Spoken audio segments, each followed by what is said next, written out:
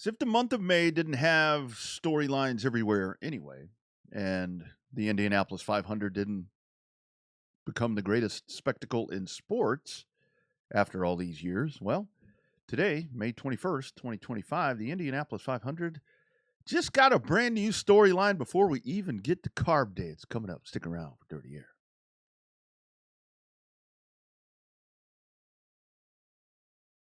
This is truly one of my favorite times of the year when you get to this point as a racing fan. You've got everything that goes on Memorial Day weekend with the Monaco Grand Prix and the Indianapolis 500, the Coke 600. It's really a time where if you're a race fan, and I know a lot of folks are soured on some of the mainstream, whatever, different series and so forth. But it really is a time to where you can sit back and just be a race fan that day if you're not doing anything else.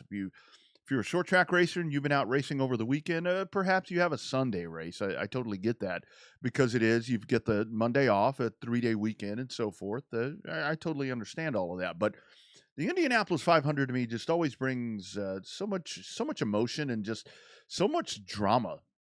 And the Indianapolis 500, I think for a lot of us that have grown up as just being race fans or being in the racing game in some form or fashion, that you have so many memories of it too. I mean, some of my best memories were when this race was on tape delay at 7:00 Central.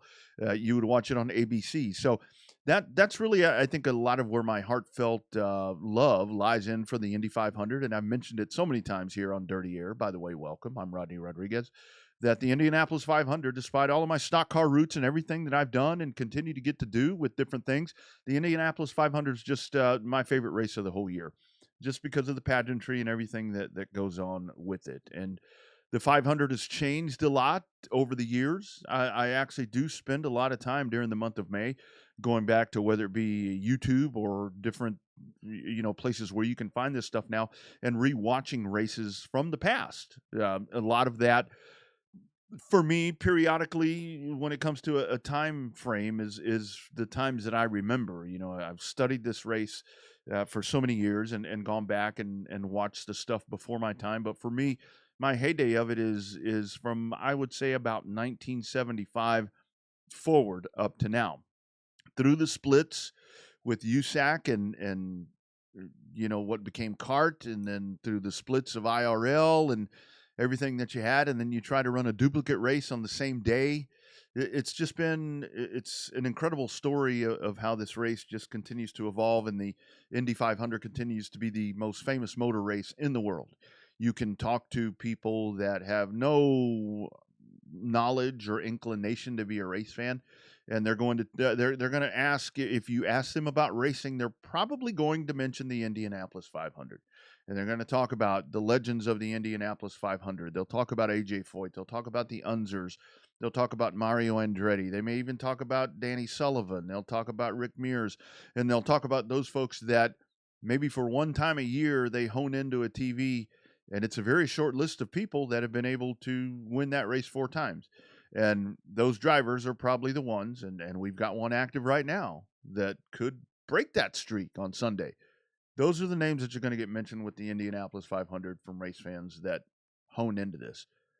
Indianapolis 500 casual fans are very much like Formula One fans, to where they stumble across this, and once a year they sit and watch this tradition. But there's so much more to the 500, and it is the just countless laps of practice that you see leading up to the Sunday race. And of course, you've got pole day and you've got the bumping that goes on Sunday. And I can tell you that before I get to what the basis of this is, when I say that today the storylines get even bigger, you had 34 cars that were looking to make this race.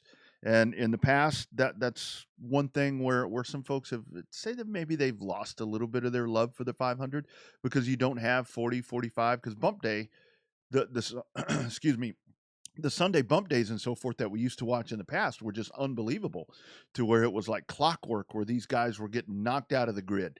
They'd go make another run, get back into the grid. And it was just a lot of back and forth. But even with only 34 cars, you still have all the drama.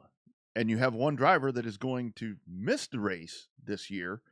And as this storyline has started to put itself together for the 109th edition coming up on Sunday, only one car is not going to make the race, but a lot of people think that that one car should make the race because of things that have transpired with, of all teams, Team Penske, the most dominant, the most successful race team led by Roger Penske at the Indianapolis Motor Speedway, in the Indy 500, in open wheel racing. That has always been the standard. It's just like NASCAR. You've had 3, 4, 5, depending on what area you're in, of teams that were the torchbearers. And it's always been Penske when you look at it in the open wheel, kart, IndyCar, whatever you want to call it. Right now, IndyCar Series, NTT, IndyCar Series. But what went on this weekend, where you had, for the second time, in the span of a year, where you had another major rule infraction that came from the Team Penske camp with 2 race cars, one of them being a 2-time defending champion, Joseph Newgarden, and the second one being Will Power. I mean, that's another name to modern-day IndyCar fans that may not watch every week, that they're going to know who Will Power is. And I think that this has only been magnified with the new coverage from Fox as the race has evolved, going from ABC then to NBC, and now finding the new home with Fox. Fox has been boots on the ground with this. You've had FS2. Every practice has been televised live, and we've watched this whole thing play out. But to make the whole story short, in a nutshell, what happened on Sunday, of course, you had the Saturday practice. You had Scott McLaughlin, that was the fast car. That's the Yellow Submarine, Pennzoil number 3. The Chaparral car, whatever you want to call that, one of the coolest, if not the coolest, liveries that you're going to find in motorsports. The fast car comes out and tumbles, just takes a horrible crash on Sunday. So not going to be able to run for the pole. So you have that goes there. He, it was horrible. He's going to start 10th when it's all said and done. But then the drama got a little more, what's the word I'm looking for? Kind of soap opera-ish as the day went on, as the 2 cars that I'm talking about, the 2 car at Newgarden and the 12 car of Will Power, in the inspection line, going through for final inspection, get ready to run for yet another Indianapolis 500 pole for Penske Racing, and they pull out a line because something is not right, and it's this attenuator, which I think before last Sunday, not a lot of us had a lot of knowledge of what that is. I'll be really honest with you guys. Hell, I still don't know what it is, but I know that it's something on the back of the race car that affects aerodynamics. And these 2 cars had a flaw, had something that was not to specification with those 2 cars. Penske pulls them out of line and withdraws them from qualifying. They're not a part of it. And Robert Schwartzman, Takuma Sato, and Pato O'Ward are going to be your first 3 cars coming to the grid on Sunday. Schwartzman, a rookie, and that's just another cause for concern. But a little backstory here, what we've watched throughout this tremendous everyday coverage from Fox, we've seen a lot of grinding wrecks. We've seen a lot of the speeds here are just unbelievable. When they really turn up the wick on these cars and they get going around that speedway, it still is so amazing to me that these folks get behind the wheel of these cars and go around there achieving 230 plus miles per hour over a 4-lap average on a racetrack that is basically flat. You don't have a lot of banking here like you have at some of the different racetracks. And when it comes to IndyCar racing, the NTT IndyCar Racing Series, the oval tracks have just become obsolete. You don't have a lot of oval track racing, and you certainly don't have them at a place that's as big as Indianapolis. I get the question a lot of times in different racing circles as to why doesn't IndyCar race at Daytona? Why doesn't IndyCar race at Talladega? And that the same reason that they don't race at Pocono anymore. It's just realistically not a safe thing to be doing. We have watched so many drivers perish in tragic fashion at oval tracks, and the matter of fact that it's the Indianapolis 500 truly tells me that that's the only reason that they're still on this track. Because when you look at the geometry and the different things that are going on with these cars and the speeds at this place, it's probably not the smartest thing to be doing. So when you want to talk about gladiators and warriors, these 33 folks that are going to be strapping into these cars, especially what we've seen throughout the month of May with the incidents on the track, that's really going to it's really going to enhance that possibility, and that's one of the storylines going in. And I'll have Dirty Air later in the week, and we'll get you ready for that, where we can talk more about some of the stuff that leading stories going in. But where everything got really interesting on Thursday, well, it got interesting on Monday, to where IndyCar does come out and they say, well, those two cars that we feel with the severity of that violation, that those two cars need to start shotgun on the field. So Newgarden and Power will start 32nd and 33rd, respectively. And I totally agree with that fact.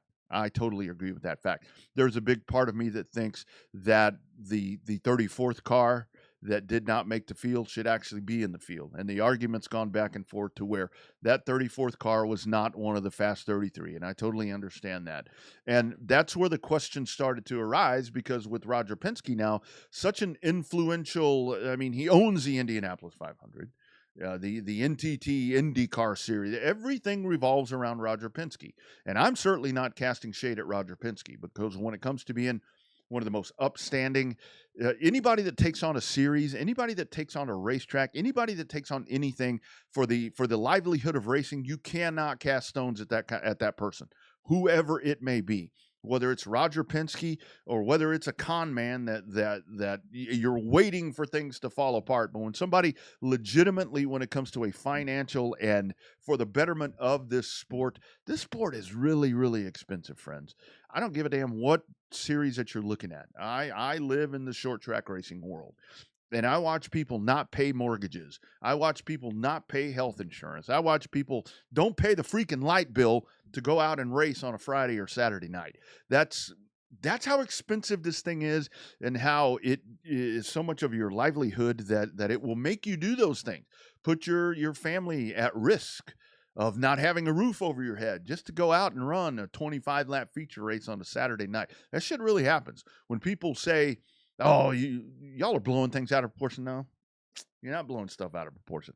That really happens. So to say that this sport is expensive at any level is an understatement. And the fact that Roger Penske is taking this on, and open wheel racing, like I've talked about, the splits and so forth, it's been a nature of this, and it's been the downfall of it. And the IRL situation was one where open wheel racing, I think, probably still hasn't fully recovered. Where it's in that, if you really go back, me as a kid growing up, NASCAR is such a big phenomenon right now, despite what people think.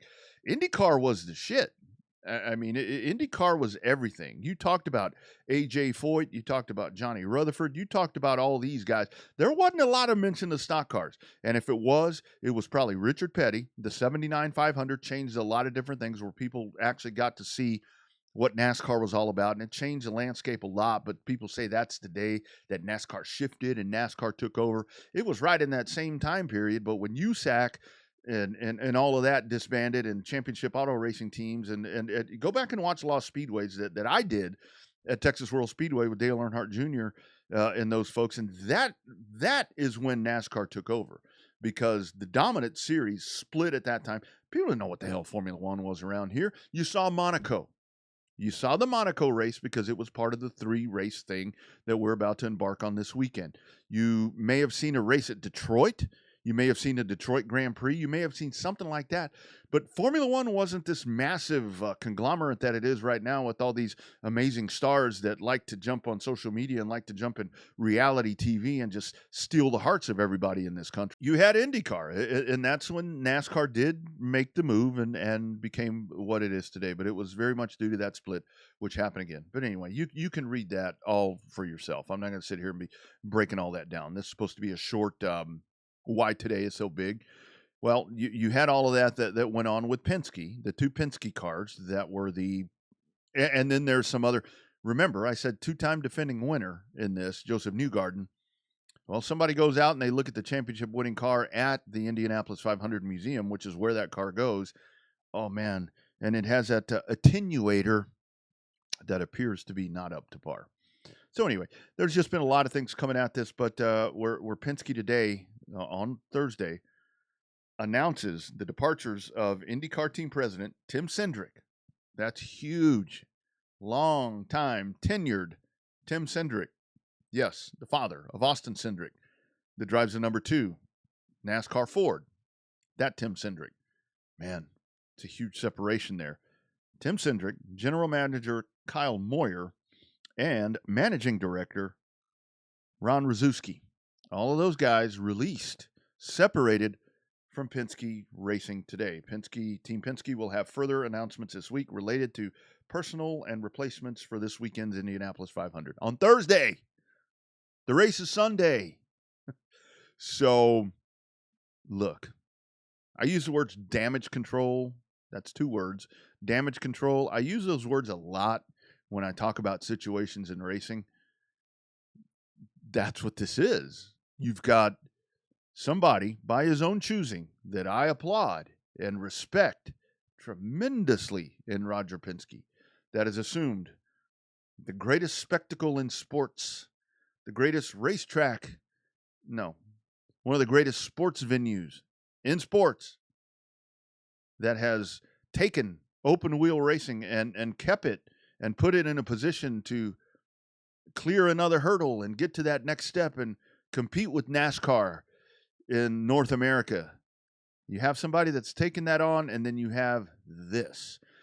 And I think it's only been magnified that you have the new TV package where, as I said, Fox has sold out. Ask NASCAR people.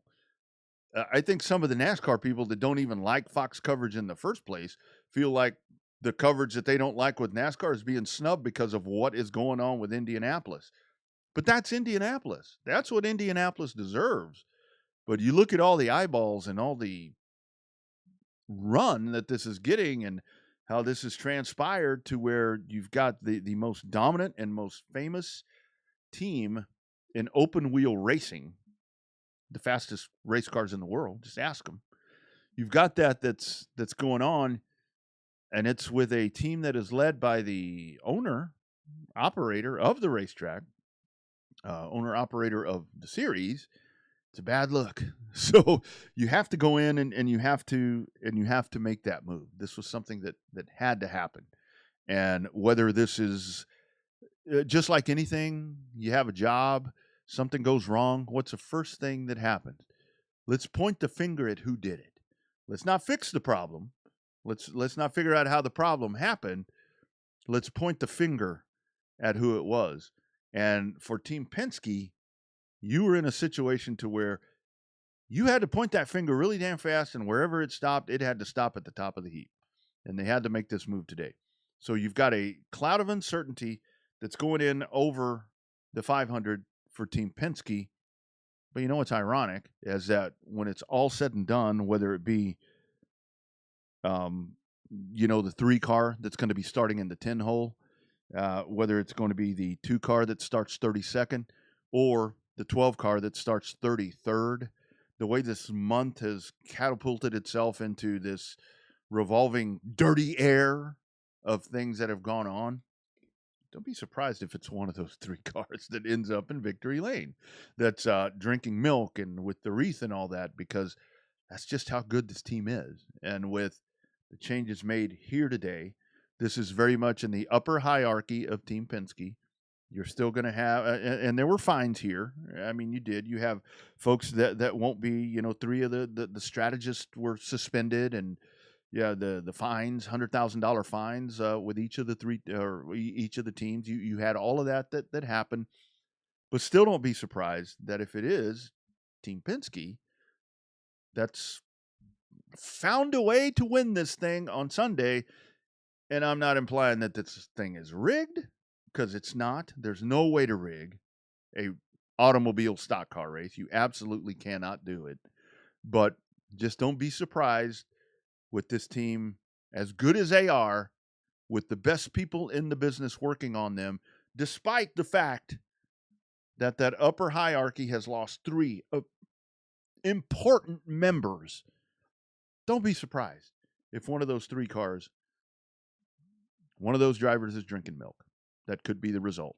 And I think that would only bookend what's been just an incredible month of May at Indianapolis. And we haven't even had Carb Day yet. That's coming up. But anyway, more dirty air coming up during the week. I'll get you a pre-race. I'll give you my pick. If you checked out Revved Up Sports Show last night, you probably know who that may be. I haven't really wavered from that, but I am a little concerned about having a rookie on the front row with not a lot of experience. And I'll tell you why the next time that we get together and we get out of that clean air and we get into the dirty air and really break things down on just another incredible day that adds to the amazing history of the greatest spectacle in sports. It's the Indianapolis 500. Friends, I'll catch you next time. My name is Rodney Rodriguez. Give me a follow on Twitter at the Rodney R. I'm in Texas. Love to hear from you guys. Shoot me a DM there on that Twitter at the Rodney R. We'll talk some racing. Have a great Thursday and a great Friday, friends.